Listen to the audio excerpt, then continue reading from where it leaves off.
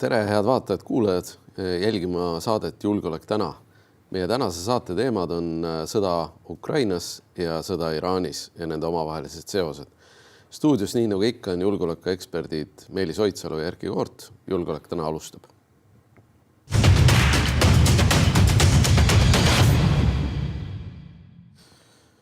Nii, meil tuleb väga hea saade nagu alati, eks alustame ajaloorubriigist.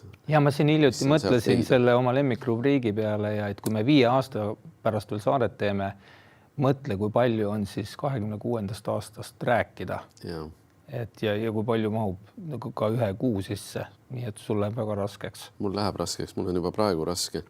Aga 17. märts 1330 alistus Riia linn ordumeistrile, Saksa ordumeistrile.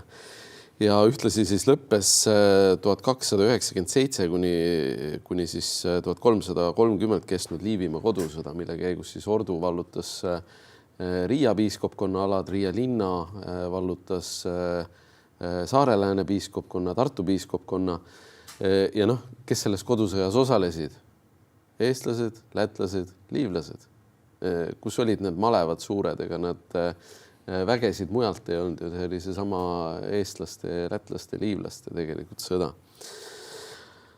Aga ajaloos edasi 1790 siis väike Rootsi eskaader vallutas Paldiski merekindluse venelastelt. Et selline nihelemine käis siin, tegemist oli tunduvalt põhjasõja järgse ajaga, konflikti aeg-ajalt ikka ette tuli. 1939 likvideeriti Tallinnast Tšehhoslovakkia saatkond, sellepärast et Tšehhoslovakkia oli ju Saksamaa poolt ennem likvideeritud.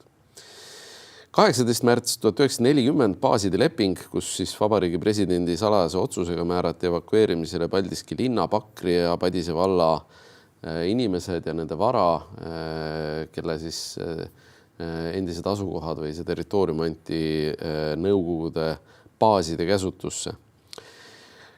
2010 oli väga märgiline sündmus ka Eestis.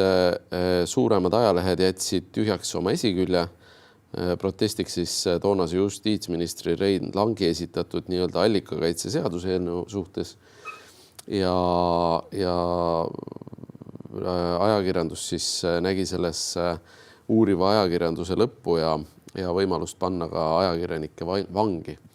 Ja protestiks siis seda tehti ja see seadust kunagi vastu ei võetud. Aga 18. märts veel 1229 kuulutas Saksa-Rooma keiser Friedrich II ennast Jeruusalemma kuningaks.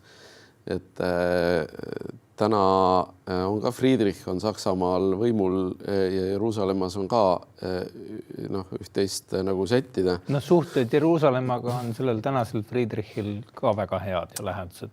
On, jaa. 1314 põletati templiordu suurmeister Pariisis tuleriidal ära. Väidetavad siis selleks, et saada kätte templiordu. Prantsusmaa kuningas oli hirmsates võlgades ja selleks, et templiordu rikka ordu raha kätte saada, tuli templiordu suurmeister ära põletada.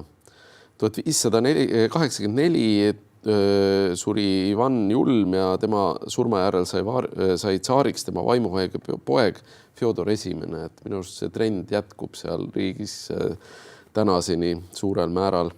1865 pidas Ameerika riikide konföderatsioon ehk siis lõunaosariigid oma kongressi viimase istungi. Et tegemist oli 4 aastat toiminud riigiga Ameerika kodusõjas. Nemad viljelesid seda magapoliitikat, mis Kristen Michalile ei sobi. Ja, tundub nii.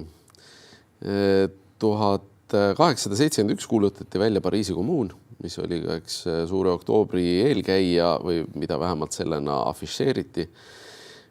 1921 Nõukogude Poola sõjas sõlmiti Riias rahuleping Poola ja Venemaa vahel. 1962 lõppes sõda Prantsusmaa ja Alžeeria vahel, mis siis lõppes Alžeeria võidu ja Prantsusmaa kaotusega. Prantsusmaa kaotus oma koloniaalvaldused. Ja 2014 kirjutati Kremlis alla siis Krimmi ja Sevastopoli liitumislepingule Venemaale. Et sellised sündmused 19. märts 1583 saabusid Tartusse esimesed jesuiidid, algas vastureformatsioon ja 1929 leidsin ühe huvitava sündmuse, kus pioneeripataljoni sõdurid hakkasid siis Kärevere silla rususid kõrvaldama, et Käreveresse rajati uus sild ja vana polnud enam vaja, aga seda tehti kapten Nikolai Trankmani juhtimisel, et kapten Nikolai Trankman oli siis see mees, kes reetis hiljem Narva kindluse plaanid Nõukogude Venemaale, läks selle eest vangi ja 40. aasta riigipöörde käigus vabastati. Osales teises maailmasõjas Nõukogude Liidu poolel, oli lühikest aega ka Petseri administratsiooni üks funktsionääridest ja elas siis okupeeritud Eestis head elu. Vaata, kui hea nina sul on endise vastuluureametnikuna, et sinule see Kanamaa viadukti lõhkumine ja ehitamine tundus ka kahtlane, et no näed. Instinktid on endiselt alles. Ma loodan, et ma eksisin Kanamaa viadukti lõhkumise suhtes. Et sa eksisid. Ma loodan, et ma eksisin. Aga 1980 arreteeriti vabadusvõitleja Mart Niklus poliitvangina ja 1944 teise maailmasõjas oli siis operatsioon Margaret, kus Saksa väed okupeerisid Ungari. Et ajaloost ka tulles ka Ungari teemade juurde natukene. Aga edetabeli juurde. Pihkva dessanti viisis lendas midagi õhku ja õhtuks me saime teada midagi sellist, ma püüan nagu tsiteerida, aga see tsitaat ei pruugi olla mingi lõppude osas täpne. Praeguse informatsiooni pinnalt tegemist oleva sõjaväeobjektiga, mis eelkõige kütusega seotud objekt. Et ma loodan, et see on Kaitseministeeriumi info. Ma loodan, et Kaitseministeerium tegelikult teab, mis päriselt õhku lendas meist 32 kilomeetri kaugusel, piirist 32 kilomeetri kaugusel, sellepärast, et kui me täpselt ei tea, siis on meil eelhoiatusega probleem. Kui me teame seda, siis jäämegi avalikus kommunikatsioonis ebamääraseks, hea küll, las ta siis olla. Välisminister Tsahkna teatas, et Eesti on valmis USA-ga arutama oma vägede saatmist Hormuzi väina ja oluline on ja siis väliskomisjoni esimehe Marko Mihkelsoni sõnul on oluline veenda liitlasi Ühendriikidele appi minema. See on päris veider, et väga paljud riigid on öelnud, et nad ei lähe Hormuzi juurde ja Iraani. Kaja Kallas on öelnud, et ei minda Euroopa vahenditega aitama USA-d. Ühelt poolt siin püütakse ilmselt mitte Hormuzi väina avada, vaid ikkagi NATO ühtsust kuidagi hoida või seda võimalust, et nagu Trump on ka ütelnud, et mis meile NATOst kui põhisponsorit ei aidata kriisi ajal, eks ole. Et tundub, et Tallinnas see hirm on nagu tõsine, et Trump võikski NATO osas mingisuguse veidra sammu teha. Seda on ka endine peasekretär Jens Stoltenberg ütelnud, et see on täiesti võimalik tema traumaatilisest Trumpi esimese ametiaja kogemusest lähtuvalt, et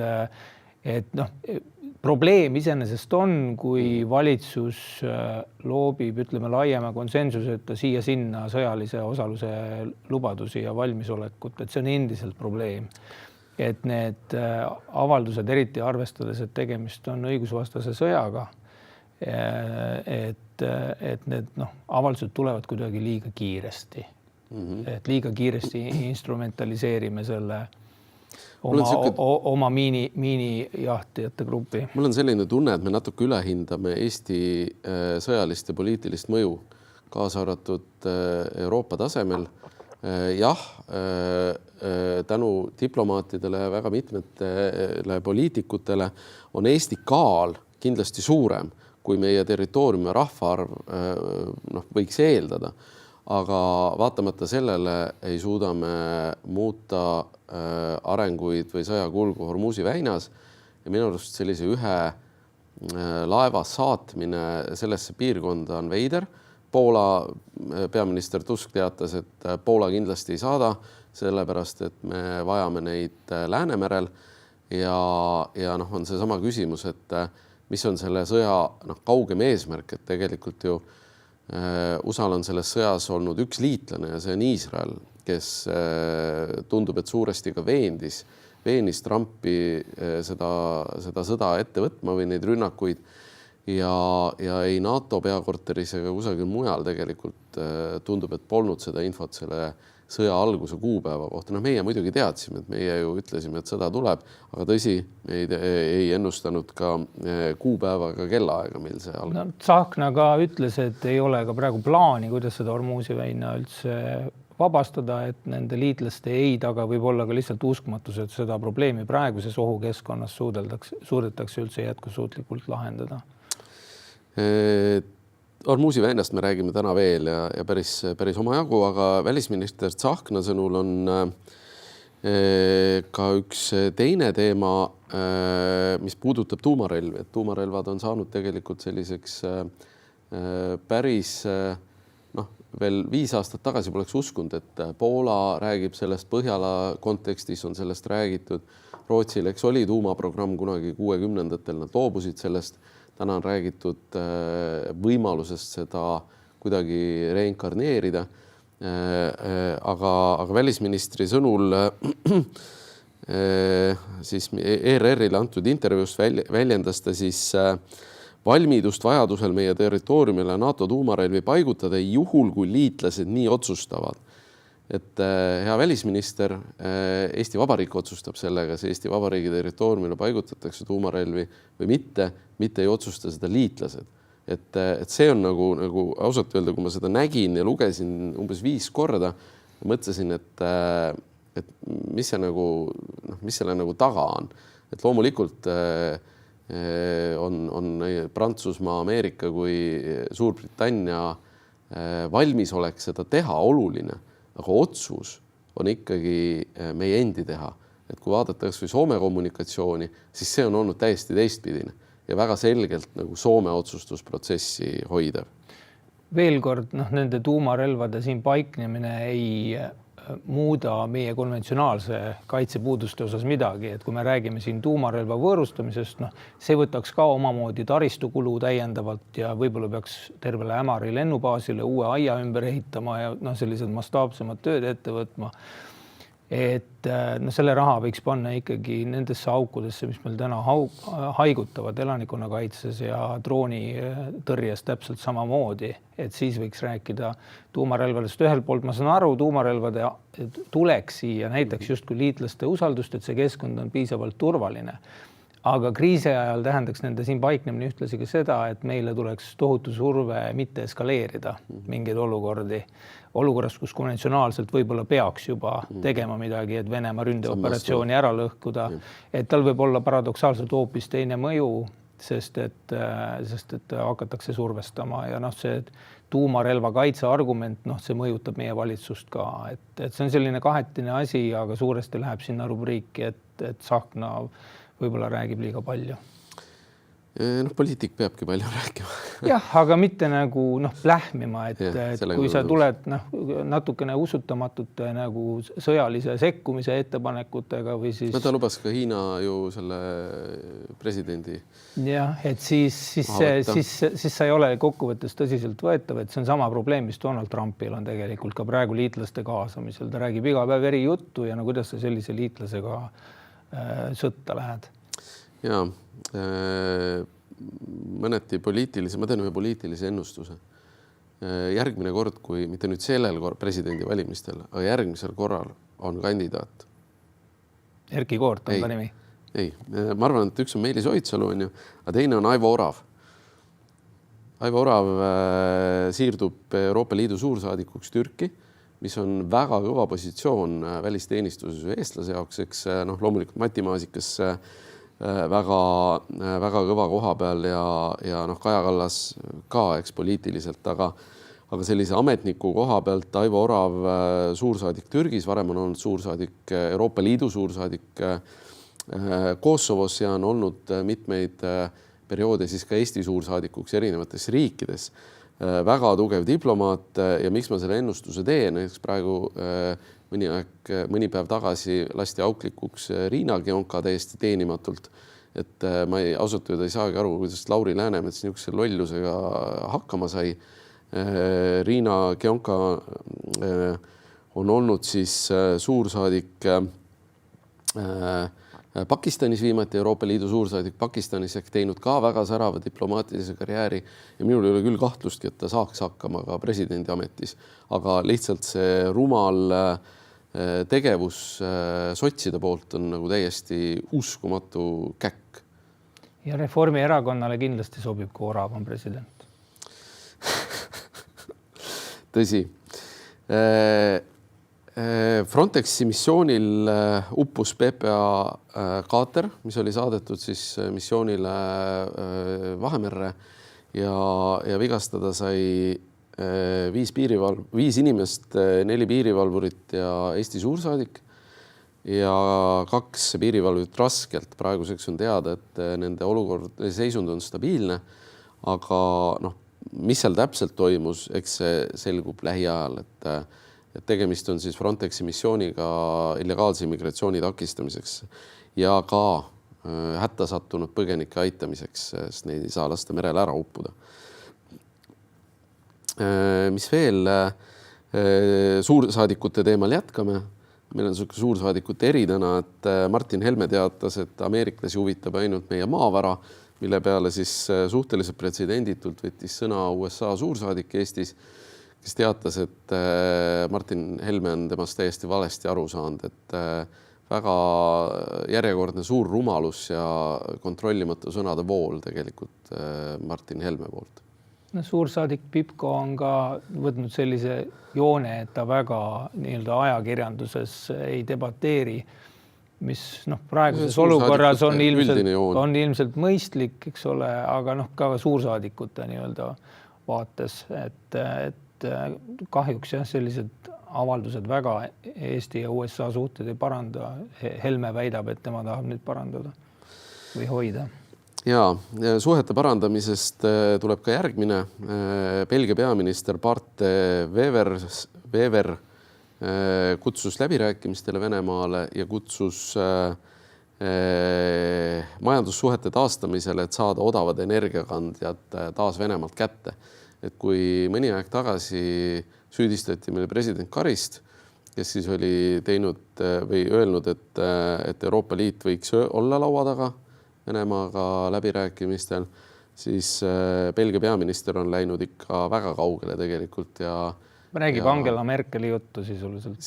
Ma ütleks isegi veel natukene nõks kangemalt ja nüüd on küsimus, et kas me katkestame diplomaatilised suhted Belgiaga või vähemalt kutsume saadiku konsultatsioonideks tagasi. Ilmselt me ei tee seda, aga miks me ei tee, kui välisministri ja välisministeeriumi ja presidendi vahel mõni nädal tagasi oli või kuu aega tagasi oli märksa suurem tüli. Aga Belgiasse korraga jääme. Belgias on ka üks kriminaalmenetlus, kus endine peaminister võidakse tuua kohtu, et tegemist on 93-aastase peaministriga, kelle nimi kindlasti ei ütle kellelegi midagi, aga keda süüdistatakse siis Kongo peaministri Patrice Lumumba tapmises 60-ndatel. Ta ise tappis. Väidetavalt tema oli üks nendest siis, kes autoriseeris selle loa. Kongo oli just iseseisvunud Belgia võimu alt ja Patrice Lumumba siis, keda toetas küll Nõukogude Liit toona. Et see on nagu päris ka oluline diskussioon, et 65 aastat peale seda sündmus, kuna osalt peetakse seda sõjakuriteoks. Nii siis... sama küsimus on ilmselt laieneb ka Trumpi administratsioonile pärast seda, kui nad oma kõik need sõjad on ära pidanud, et see on näha, et ka osad Ameerika nii-öelda julgeoleku establishmendi liikmed on astunud sammu tagasi. Et siin üks terrorismivastase võitluse juht andis avalduse siis, et neid küsimusi tekib ja õigussüsteem saab su varem või hiljem kätte. sõjakuritegude puhul ka. Ja, minu arust ka me eelmine saade juba rääkisime, et Trumpil on tegelikult valida, kas kaaperdada võim täielikult või sattuda kohtu alla pärast. No ta räägib juba valimiste, tema Valge Maja kontodelt tuleb ka juba valimiste nii-öelda võltsimise juttu, et süsteem tuleb teha võltsimiskindlaks siin vahevalimiste eel. Soome arutab NATO liitlastega kaitsepanga loomist, mis annaks kaitselaene ja Soome ja Norra alustasid õppust Cold Response, kus siis harjutatakse sõda arktilistes tingimustes, mis on ilmselgelt seotud ka Gröönimaa avantüüriga. Muuseas, ma teen jälle prognoosi, et peale Iraani mingisse staadiumisse pakkimist või ka Euroopa liitlaste survestamiseks, kui asi läheb väga hapuks, tuleb Trump Gröönimaa jutu juurde tagasi, et selleks, et Iraanis edu saavutada, on Ameerikal vaja saada kätte Gröönimaa. Sinu ennustused kipuvad minema täide, nii et sa pead olema ettevaatlik nende tegemisel. Ära albu ennustusi enam teeb. Ma olen väga paljud ennustused jätnud tegemata. Ja Monika Helme, sa ütlesid Facebookis, süüdistas, et Koort ja Oidsalu on pimedad, aga üks meist oli vähemalt ju nägi. Ja, et me ikkagi ennustasime seda ette. Tõsi, oleks võib-olla palju eeldada meilt kuupäeva täpsusega selle prognoosimist. Järjekordne vihje Jaan Tõnissoni preemia žüriile. Ja, Monika Helme. Seda arvamine on üks asi, aga ennustamine see on täiesti teine tase, et seda tuleks ka arvestada. Ja, prognoos, ütleme nii, et ma ikkagi teen prognoosi, et kvaliteedimärk. Eks. Toimus sõjaväeõppus siis NATO riikide mereväeõppus ja Ukraina vägedega, kus ukrainlased, sinu sõnastust kasutades tegid mereväele kuivalt ära. NATO mereväele tegid ukrainlased meredroonidega kuivalt ära. Ühtegi laeva põhja ei lastud, aga sellel hetkel, kui NATO mereväed siis vähemalt ilmunud info kohaselt küsisid, et kas te kavatsete meid sihitada ka, siis tegelikult õppuste kontekstis oli laev juba põhja lastud. Nad isegi ei nähtud, mis näitab tegelikult seesama Iraani sündmused, see kevadtorm Eestis on ju, mis eelmine aasta toimus, samamoodi see õppus, et meil on probleem Ukraina sõjast õppimisega. Meil on väga suur probleem Ukraina sõjast õppimisega. Jah, et ütleme, õhudroonide vastu on hakatud juba siin katsetama. Hiljuti Kaitseväes toimus ka nii-öelda põllu peal testimine, erinevate lahenduste testimine ka Geran-tüüpi droonide kohta. Aga see meredroonide asi, see on ikkagi suhteliselt nagu huvitud on mereväelased selle suhtes ja tahavad uusi sihtmärke vastase droonidele hankida pigem kui selle teemaga tegeleda. Et Venemaal on ka see meredroonivõime üsna nagu hästi arendatud. Ja jälgimisega või märkamisega on ka järgmine edetabeli teema, kaamerate teemad ja droonid politsei käes, et on neid, kes väga toetavad seda, et droonid võiks olla kasutusel politseil laiemas mahus. On neid, kes seda väga vastustavad. Mitmed, ma ei hakka nimeliselt igaks juhuks nimetama, muidu need kohe kirjutavad, aga kes ennast ära tunneb, võib ikkagi kirjutada mulle. Et see on hästi kummaline, et kaamerad on tsiviilühiskonnas ja ka droonid äärmiselt levinud, aga kui droone või kaameraid hakkab kasutama politsei, siis tähendab kohe põhiõiguste rikkumist ja politseiriigi sellist teket, et ühesõnaga iga politseinik, kes saab kaamera, mõtleb vähemalt seda debatti jälgides või sellist süüdistusi jälgides, mõtleb ainult sellest, kuidas inimeste põhiõigusi riivata. Et ma saan aru, et kuskil on see mõistlikkuse piir, kus tehnoloogia kasutamine ei ole enam otstarbekas. Aga ütlen, 20 aastat tagasi kasutas politsei liiklusrikkumiste tuvastamiseks helikopterit.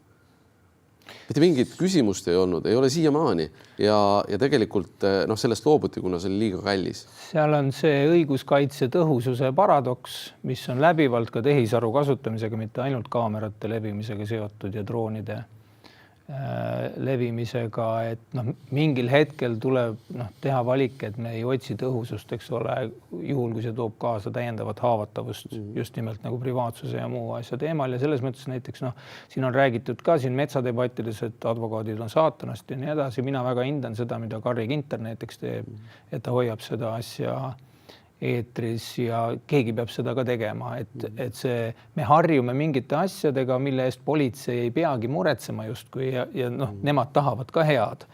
Aga keegi peab muretsema ka selle teise asja pärast, et mis saab siis, kui nii-öelda kuritarvitajad sellele asjale ligi saavad.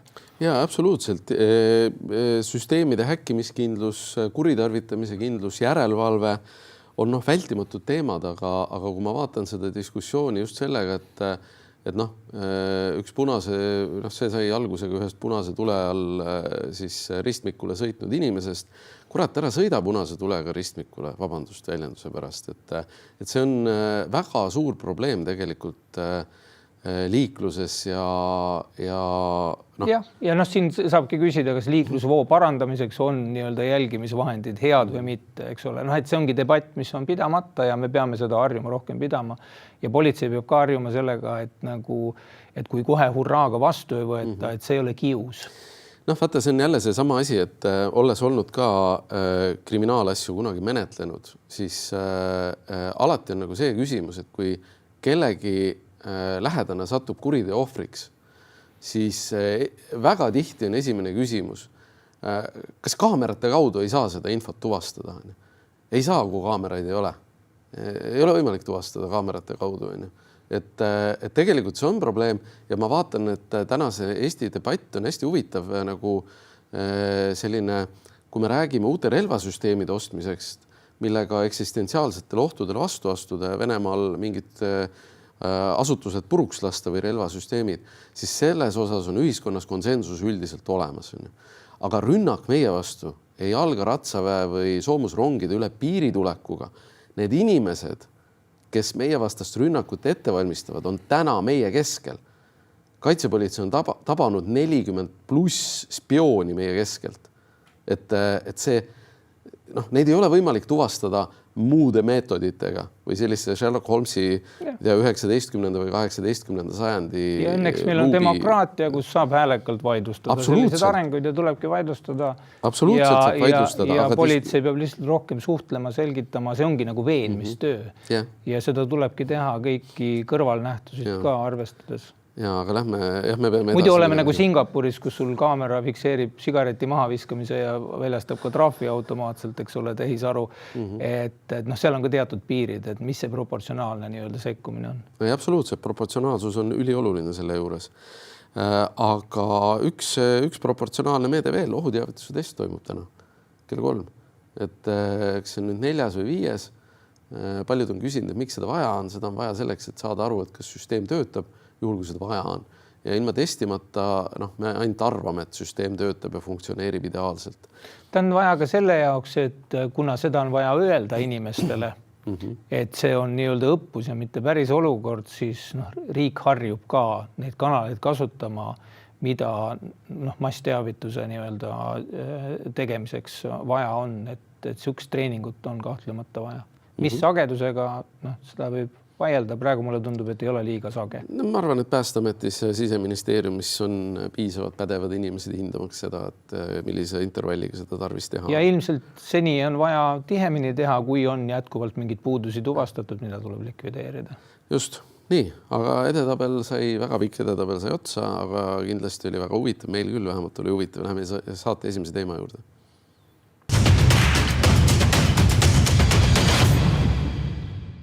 Nii, saate esimene teema on Ukraina sõda, et seda ei tohi ära unustada. Kui Iraani vastane sõda algas, siis Ukraina teemad vajusid kohe alla. Ma just eelmine saadega ütlesin, et 10 esimest uudist ühes uudisteportaalis olid Iraanist ja alles siis tulid mingid natukene näpuga otsaga Ukrainat. Aga väga suurt läbimurret kummaltki poolelt täna ei ole jätkuvalt. Samas Pokrovsk oli linn, mille langemist ennustati siis minust Kaitseministeeriumi briifingutel suhteliselt kindlas kõneviisis oktoobris-novembris ja toona tõesti näis, et see juhtub. Tänaseni pole seda juhtunud ja pigem on venelased need, kes mitmetes kohtades on selge ees liikunud. See ei ole väga suur, see maade vabastamine Ukraina poolt, aga siin ka Zelenski ütles esmaspäeva õhtuses kõnes, et Ukraina sõjavägi nurjas siis venelaste märtsi pealetungi ja tõi välja, et ka eelmise aasta detsembris plaanisid venelased suurrünnakut, mille Ukraina kihva keeras. Et venelased tegelikult ei olnud edukad. Märke on sellest, et Starlinki kasutamise lõppemine on ajanud Vene sõjamasinad segadusse, tekitanud tõrkeid ründamise edukuses ja samamoodi venelaste enda siis kampaania Telegrami rakendusest loobumisega, kus siis surutakse, on üks salapärane rakendus Max, mille otsad väidetavalt on otse FSB-s on ju, või serverid asuvad seal ja ka rindesõdurid tegelikult väga tugevalt kritiseerivad selle kasutusele võtmist. See on jälle see, et nii nagu Starlinki puudumisega Vene armee kohanes, küll ta kohaneb ka sellega, aga see võtab aega ja sellel hetkel on mingi võimalus olemas, kui suur see on. Seda teavad ukrainlased jälle kindlasti paremini. Moskvas olevat paberkaartide müük hüppeliselt kasvanud seoses sellega, et seal ei ole andmesidet ja ei saa kasutada elektroonilisi vahendeid. Ka räägiti, et MP3 mängijaid ja CD-sid ostetakse, et kuna striimida muusikat sageli enam ei saa, huvitavad arengud. Mis on veel huvitavam on see, kuidas Ukraina president Zelenski on üritanud nüüd kasutanud ära seda Iraani sõda ja üritanud Ukraina sõjakogemust muuta geopoliitiliseks kapitaliks. Ehk siis on ilmsiks tulnud nii Lähis-Ida riikide kui Ameerika kaitsetus ikkagi teatud drooni ohtude ja massrünnakute vastu. Ja Iraan on ju siin ka vilgutanud Iraagis, eks ole, Iraani proksirühmitus kasutas FPV droone, et on andnud nii-öelda teada, et mis järgmisena võib juhtuda eskalatsiooniredelil, arvestades, et see droonikaitse, objektikaitse teema ka on ikkagi suhteliselt alaarenenud veel muus maailmas peale Ukraina ja võib-olla ka Venemaa, kus on rohkem arenenud. Absoluutselt ka Venemaa, et see on kindlasti asi, mida me ei tohi alahinnata, et me irvitame, kui venelastel läheb halvasti ja tunneme head meelt, kui ukrainlastel läheb hästi, aga ei maksa unustada, et droonide kasutamisel on venelased täna kordades kogenumad kui NATO väed. Et see on asi, mida ei tohi unustada ja ukrainlaste, ma vaatasin erinevatel hinnangutel on siis laheriikidest või selles piirkonnas asuvatest riikidest kuni üks number oli 11 riiki, kes on siis palunud Ukraina kogemust jagada. Ilmselt on see üks ka Iisrael ja tegelikult on see, kui sa ütlesid, kapitaliseeritud võimalus või vähemalt väga hea eeldus luua siis Ukrainal tegelikult sildu kaasa arvatud Iisraeliga. Ja täita eelarvet, mitte küll väga massiivselt, sest siin Trump ka vist vahepeal oli juttu, Zelenski rääkis siin 70 miljardilisest drooni kaitsetehingust. Trump jõudis selle peale öelda, et nad ei vaja üldse Ukraina abi ja see leping vist on siiani allkirjastamata. Ja samal ajal siis on Euroopas, sa mainisid Belgia peaministrit, kes on tulnud sellise ehmatava ettepanekuga välja. Alexander Staab on siin rääkinud ka, et me peaks ikkagi mingisuguse rahuni üritama siiski jõuda, mis eeldab ka venelastega rääkimist ja võib-olla ka de facto mingite alade loovutamist, eks ole. Seda hiljuti just Londonis, kus oli ka Zelenski, koos Keir Starmeriga rääkisid sellest, et üks tehisaru arenduskeskus Ühendkuningriigi ja Ukraina koostöös on sündimas, et Venemaal on ka valik nüüd, kuna neil on personaliprobleem viimased paar kuud, nad pole värvata suutnud seda odavat kahuriliha, mitte odavat, vaid madala staatusega, ühiskondliku staatusega ja kompetentsiga kahuriliha, keda kallilt tuleb värvata. Et see värbamismeede praegu millegipärast enam ei tööta ja nüüd neil on dilemma, et kas nüüd eskaleerida ja minna mobilisatsiooniteed, kui minna mobilisatsiooniteed ja teha väike mobilisatsioon, nagu sügis 22 tehti, siis on jälle oodata inimeste äravoolu. Iseenesest Venemaa olevat teinud siin usaldusväärsete ajakirjanike sõnul ettevalmistusi piiranguteks, muulgas oma andmesüsteeme, andmebaase ühendades niimoodi, et piiri andmesüsteemid suhtleksid mobilisatsiooni andmebaasidega, et siis vajadusel saaks kiiresti ka piirata inimeste liikumist. Et mingid justkui eeldused on loodud selleks, aga kuidas see asi hakkab minema ei tea, no nafta hinna tõus annab natukene õhku peale sellele rahaga sõdurite rindele meelitamisele. Ütleme niimoodi, et sa mainisid seda 2022 sügise septembri mobilisatsiooni, eks. Toona oli osalt ka Venemaa siis ladviku suhtumine selline, et parem ongi, kui need nahahoidjad ära lähevad ja liberastid, nagu need nimetasid neid, et parem jätkame sõda nendega, kes jäävad, sest need olidki ebausaldusväärsed. Täna on Venemaa aru saanud, et ta suudab sõtta sundida keda iganes seal, olgu ta liberaalsete või mis iganes maailmavaadetega ja tal on vaja neid sõtta sundida. Et siin oli ka kaks uudist. Üks oli see, et Ukraina okupeeritud aladelt on taas kord asutud uuesti reha tegema, sest ka sealt on ju Donetski, Luganski oblast, Krimm on ju sisuliselt tühjaks tehtud nendest meestest, kes on kuidagimoodi kõlvanud. Nüüd võetakse siis järgmist kihti, sest ütleme nii, et mõned põlvkonnad on ka peale kasvanud juba või sellised 4 aastat kestnud sõda on ikkagi kasvatanud noori sobivasse ikka. Ja teine uudis, mis käis läbi, et Venemaal on Novosibirski kandis on Venemaa veterinaarameti andmetel mingisugune lehmade taud puhkenud, mille tulemusena hävitatakse siis eraisikute karju. Eralehmi? Lehmi, jah, peamiselt. Ja kuna siis algselt kahtlustati suurettevõtteid, kuna suurettevõtetes ei ole ei taudi ega hävitamist ja väidetavalt selle taudil tegelikult on ravi olemas, et tegelikult see tavapärane ei ole nende hävitamine, siis Venemaa meediakanalites või sotsiaalmeediakanalites siis ringleb hoopis see, et kui sa karja ära võtad, siis sellel peremehel pole muud teha, kui sõtta minna. Et püütakse leida kas see vastab 100% tõele, aga mingid sellised arengud on ja need on kindlasti üksikud arengud, et Venemaa ei piirdu lehmakarja hävitamisega Ukrainast okupeeritud Ukraina aladelt siis inimeste värbamisega, et need mehhanismid on ka varem läbi käinud, et neil on neid küll ja veel, aga seesama lehmade hävitamine on põhjustanud ka rahutusi Novosibirski piirkonnas, millest ei maksa muidugi oodata, et tegemist on siis Putini vastaste rahutustega, vaid tegemist on veterinaarameti vastaste rahutustega peamiselt.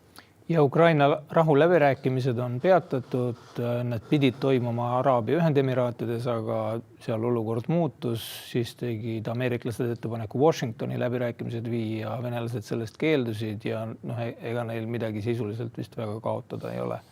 Üks selline tegelane on veel, kes selles Ukraina-Venemaa kolmnurgas kaasa lööb, Viktor Orban, eks Ungari peaminister, et 12.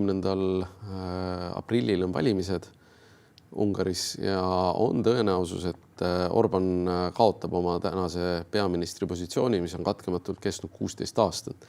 Et see on, Euroopas on selliseid näiteid on ju Jean-Claude Juncker oli veel pikemalt minu arust Luksemburgi peaminister. Tema oli demokraatlikum. Tema oli jah demokraatlikum ja ta oli ka pärast Euroopa Liidu siis ma ei suuda praegu. Komisjoni president äkki oli jah. Ja siis Orban on väga selgelt valinud vastandumise. Ütleme sõjale ei on Fideszi siis tema partei põhisõnum. Ta on saatnud väed kaitsma siis infrastruktuuri objekte, väites, et Ukraina tahab neid rünnata.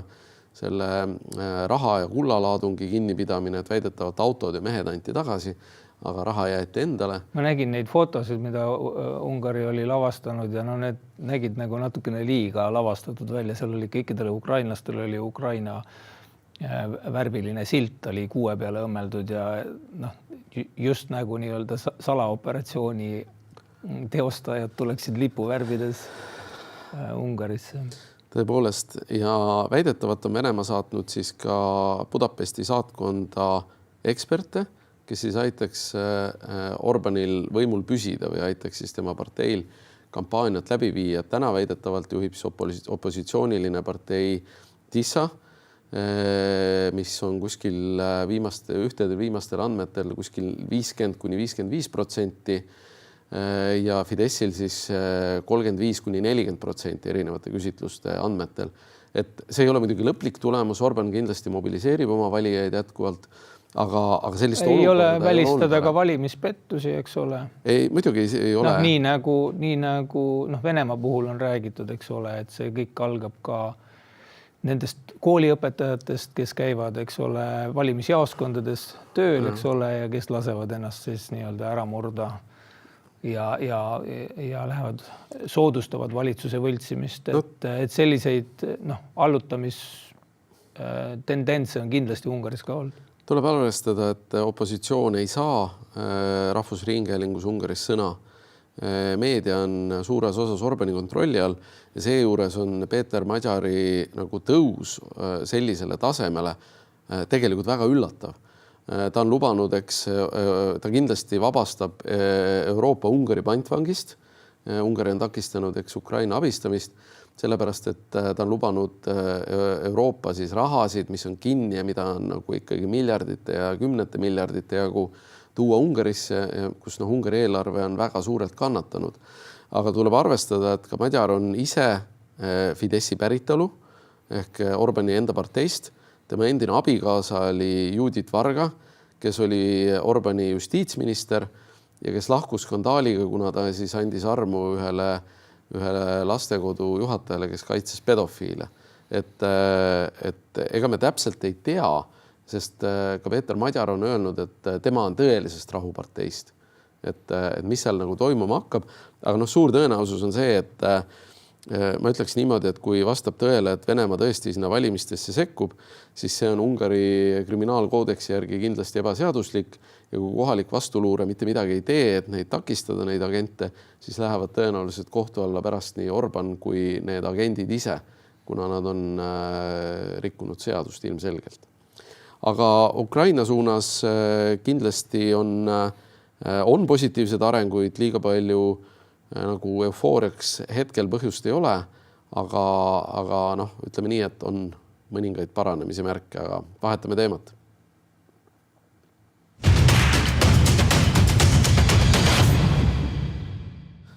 Teine teema, Iraani sõda, oleme sellest juba mõõdukalt rääkinud, eks Iraani režiim on saanud kõvasti rappida, aga samas tundub, et ameeriklased ja ka Iisrael on teinud väikse valearvestuse, et rahvas tuleb tänavatele või kuidagi võtab selle võimu üle selliselt, et ajatollade režiim kukub.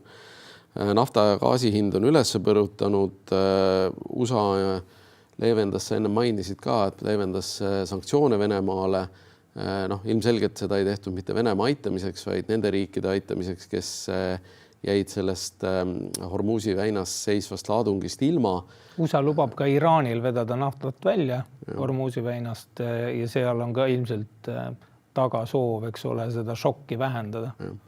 Ja ütleme niimoodi, et vaatamata sellele on Indias juba teatud piirkondades rahutused, kuna varustamine siis energiakandjatega on vähene ja näiteks kas või gaasiballoonid, mida majapidamises kasutatakse, on teatud piirkondades muutunud defitsiidiks ja toidu valmistamiseks puhtalt on elanikkond vajab seda. Et see on, aga ütleme kahjuks see aitab Venemaal täita sõjakassat. Friedrich Merz on kritiseerinud seda otseselt.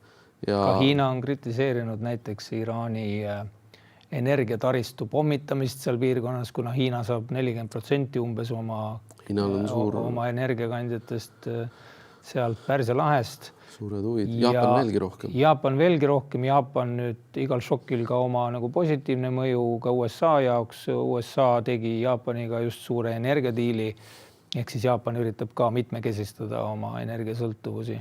Lõuna-Korea on samuti nende suurimate kaotajate või sõltlaste seas. Ja, aga sõda läheb edasi, nii nagu me rääkisime, Euroopa liitlased on teatanud suures osas, et nad ei ole nõus selle kohati nimetatud ka avantüüriks, et selle operatsiooniga liituma. Samas Iisrael alustas 16. märtsil ehk esmaspäeval maavägede operatsiooni Liibanonis. See oli ka pikka aega, eks Liibanonis siis tegutseb Hezbollah, mis on Iraani toetatud äärmusrühmitus ja mida Liibanoni keskvõim pole suutnud kontrollida, et tegelikult Hezbollah kontrolli all on rohkem vägesid Liibanonis kui Liibanoni keskvõimu kontrolli all. Ja praegu on siis sajad tuhanded juba Lõuna-Liibanonis sunnitud kodudest lahkuma. Tegemist on teega humanitaarkatastroofi järjekordsesse. Ja põhjus on siis selles, et Hezbollah on Lõuna-Liibanonist rünnanud Iisraeli nii rakettide kui ka droonidega. Et Hezbollah on suutnud droonisõjast õppida erinevalt suurtest vägedest, mis ei ole suutnud sellest õppida. Ja on ka ilmsiks tulnud, et Ameerika ja Iisrael ei omanud plaani Hormuzi kriisi puhuks. Et vähemalt piisavalt kiiresti ei suuda nad seda teha. 80. lõpus Iraani-Iraagi sõja ajal oli suhteliselt edukas konvoeerimise operatsioon, aga seal oli ohupilt märksa leebem. Ja seal küll sõitis esimene tanker, kohe konvoeeritud tanker miini otsa ja hiljem ka üks USA sõjalaev, mille peale USA siis jõuliselt vastas ja uputas Iraani aluseid. Aga see tänane pilt on märksa keerulisem, üha enam jääb selline mulje, eks praegu on sõda käib ja sükest segast juttu ja spekulatsioone palju, hiljem selgub tõde, aga üha enam tundub, et ei oodatud sellist vastureaktsiooni, oodati allumist nii nagu Venezuelas ilmselt, aga võib-olla alahinnati seda, et see nii-öelda raskuskese ei ole ajatolla ega tema lähedased, et kui sa ajatollat pommitad, siis temast saab märter ja märterlus selle režiimi toetajate seas on väga positiivne asi. Et see võimukese ilmselt on hulka detsentraliseeritum ja allpool, eks ole, asub relvajõududes seal kuskil ja relvajõud on ka juba ju pärast seda, kui USA tuli Lähis-Itta, eks ole, suure kontingendiga 2 regiooni riiki sisse, Afganistan, Iraak, siis Iraanis mindi närviliseks ja tehtigi selline kaitsekontseptsioon, mis näeb pikka detsentraliseeritud ise toimimist regioonides relvajõududel ka, et sul otseselt nagu juhtkonna sõltlikkust ei ole. Ja Iisrael nüüd üritab seda režiimi tegelikku raskuskeset ehk neid kohapealseid relvajõude ja nende juhtimist pommitada, teeb seda ka koha pealt palgatud abilistega. Etnilisi gruppe on seal palju ja osad neist ka teevad Iisraeliga koostööd, annavad sihitamisinfot ja nii edasi. Et iseenesest tulejõud on ülekaalukalt Ameerika-Iisraeli poolel, et kas selle tulejõu rakendamine ka kuidagi midagi kvalitatiivselt muudab. Iraani režiimis on väga kahtlane seda enam, et Iraani rahvale ei ole tegelikult väga tingimusi ülestõusuks loodud, kui sul Teheranis ei ole paljudel vett, eks ole, juba pikka aega ja pead mõtlema, mis sa homme suhu paned. Et siis, mis mässu sa seal organiseerid seda enam, et on lubatud kõik maha lasta ja režiimile lojaalsete inimestega tänavad täidetud kohe alguses, et neil on ka nagu plaan selleks olemas. No ma olen täitsa kindel, et mõne nädala jooksul selgub, et neid mässuorganiseerijaid on ka maha lastud. Et Iraan on piisavalt kinnine selleks, et me ei kuule seda. No puhastusoperatsioon tehti juba jaanuaris ju massiline ära ja nüüd on kindlasti uusi operatsioone. Tegelikult ka eelmise aasta juunis on ju, kui oli see eelmine sõda, ka siis oli väga palju ju Iisraeli nii-öelda või juutide agente, juutide spioone hukati režiimi väitel. Aga mitmed neist suure tõenäosusega ei olnud Iisraeliga küll mitte kuidagi seotud. Aga iseenesest Iisrael selles tegevuses on tõhus ja kasutatakse ka osaliselt sama taktikat, mida ameeriklased kasutasid Mosuli vallutamise eel, et kui ka tagalas tegeleti, siis näiteks kui keegi tapeti, eks ole, keegi tähtis inimene, siis matustele, kus tuli kokku veel palju rohkem tähtsad inimesi, kes olid militandid ja mehed selles kultuuris, eks ole, et siis pannakse veel nii-öelda mats, et need löögid iseenesest võivad olla mõjusad ja praegu tervikuna on vara veel öelda, mis sellest sõjast üldse saab. Sõltub sellest, kas Hormuzi jaoks leitakse mingi lahendus või mitte, et siin eksperdid on nagu skeptilised, kas see on tehtav praeguste uute ohtude valguses, aga me ei tea seda veel tegelikult. Me ei tea, mis plaan Trumpil on. Turud näivad uskuvalt seda, et Trump selle oma 4 nädala piiri, mis ta pani sõjale, eks ole, umbes, et ta sinna jääbki ja hiljem nagu olukord normaliseerub, aga see sõltub ka Iraanist, kas see normaliseerub teiste nii-öelda naftariikide jaoks või mitte. Absoluutselt. Venemaa lõikab kindlasti olukorrast kasu selles mõttes, et Iraan nende liitlasena küll on saanud väga palju kahjustusi, samas tõusnud nafta hind aitab ja leevendunud sanktsioonid aitavad neil teenida raha. Samas on see, et eks Iraani parlamendi julgeolekukomisjoni juht on teatanud, et Ukraina abi Iisraelile, sama mainitud drooni väljaõppe näiteks ja oskuste andmine teeb Ukraina territooriumist legitiimse sihtmärgi Iisraeli või selle Iraani jaoks ja tegelikult on ka ju mitu raketti, mis on maha võetud Türgis, mille kohta Türgi on öelnud, et need ei olnud mõeldud meile, aga kellele need olid mõeldud, me täpselt ei tea. Rünnatud on nii NATO-t tegelikult kui ka Euroopa Liitu ja kuidagi väga vaiksed on mõlemad organisatsioonid nagu selle osa pealt, et kui lihtsalt out of blue tuleks mingi rakett, eks ole, Türki või Küprosel mingi droon plahvataks, et siis sellest tehaks nii-öelda suur kära, aga praegu justkui nagu ignoreeritakse. Nojah, praegu on ütleme laia maailma vaates on ikkagi Trump ja Netanyahu on need, kes on seda kampaaniat alustanud, sõjalist sekkumist Iraanis ja Iraan on tegelenud siis kaitsega, et tulistanud kaasa arvatud laheriike, mis on hästi huvitav, et Euroopa on suures osas selle hukka mõistnud, samas kui Ukraina oleks tulistanud Valgevenet, kus olid Venemaa sõdurid ja sõjaväebaasid, siis me suure tõenäosusega oleks teisel seisukohal täiesti. Et tegelikult see, et Iraan on tegelenud enesekaitsega, tulistanud piirkonnas olevaid USA sõjaväebaase, kas te nagu kuidagi saate teistmoodi seda eeldada, et see sõda... Iraan on tulistanud ka muid objekte. Nad ilmselgelt ründasid ka nii-öelda turismisektorit regioonis, mis on arvestatav osa SKT-st ja mis on üks nendest sellest nii-öelda majandussõjast, et Iraan sihibki globaalset majandust.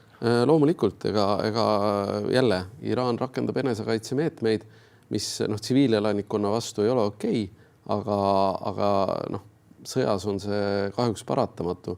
Ja kui me võtame ka selle juhtumi, millest me ühes varasemas saates rääkisime, see siis kas USA või Iisraeli raketi langemine kooli, kus hukkus 100+, 150 isegi vist oli see number Iraani tüdrukut, siis ka praegu on ilmunud nagu arutlusi või arvamusi, et tegemist võis olla siis AI poolt välja valitud sihtmärgiga, mida korralikult ei kontrollitud. Et me ei tea seda tegelikult, mis seal toimus, kelle rakett seda tabas ja mismoodi seda sihistamist tehti. Aga üldiselt meediapildis ilgutakse hästi palju USA ja Iisraeli üle, et selle sõjaplaanis, et justkui nii-öelda, peamiselt USA üle, et on tehtud suuri vigu.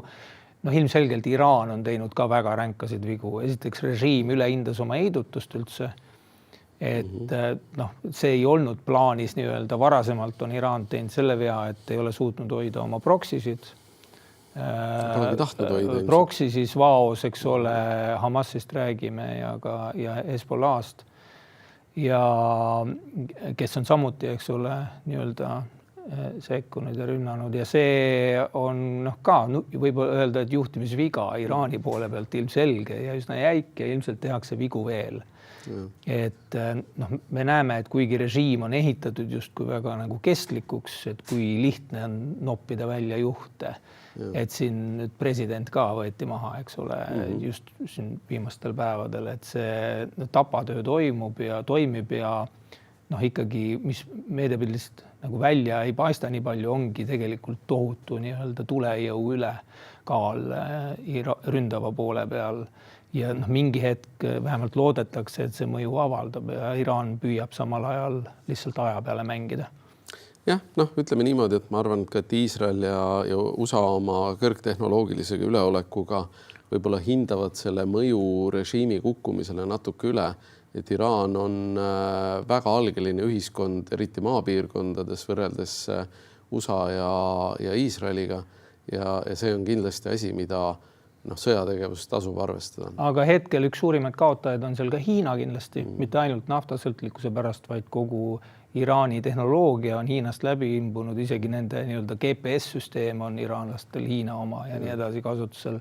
Et seda mõju ka tundub, et USA hetkel ründab ja see võib-olla oli küsimus, mis tegi apetiitseks selle ründamise USA jaoks ja mille tõttu ei saa öelda, et see on lihtsalt nagu Netanyahu tujude järgi jooksmine ja Hormuzi väina puhul ilmselt tuleb mingi lahendus vähemalt üritada leida, sest kui praegu selle Suessi kägistamise peale Trump ära kägistatakse, see muutub süsteemseks probleemiks ja Iraan saab endale jutumärkides tuumarelva, mida neil päriselt veel ei ole.